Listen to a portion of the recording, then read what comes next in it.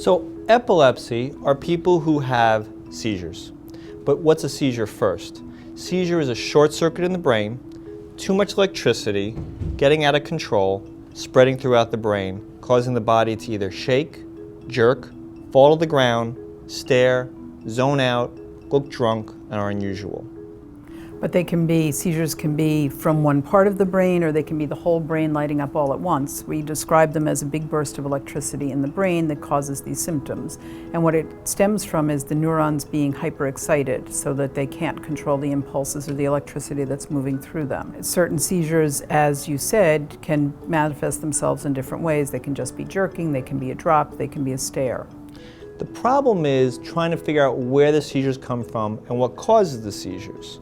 So we know that a trauma to the brain can cause a scar, shaking the brain, a bleed, a stroke can cause seizures, and then many people can have seizures for absolutely no reason. Now again, the epilepsy doesn't occur from seizures that are caused by something. So if you have a child who has febrile seizures, that's not epilepsy. If you have one seizure as the result of a head injury, that's not epilepsy. Epilepsy is repetitive seizures over time. So if someone starts having seizures, it's important to work them up properly. Right, so you start with managing them acutely. Obviously, if they're having a long seizure, you have to treat with medication so it stops, because they can injure the brain if they have long seizures. And you would start by doing an EEG, which looks at the electricity in the brain. You would do an MRI or a CAT scan, and then go on from there with more tests. So the MRI looks at the structure of the brain, helps to eliminate all the bad things, like whether a stroke is causing the seizure, a tumor is causing the seizure, an abnormal blood vessel, something like that. Something that formed abnormally in the brain in utero. There are things called migrational abnormalities, so part of the brain formed abnormally.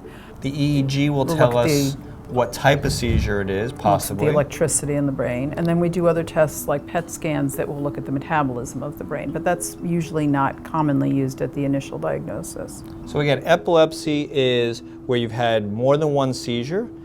We know what the cause is, sometimes we don't know what the cause is, and it's repetitive events that hopefully can be treated with medication.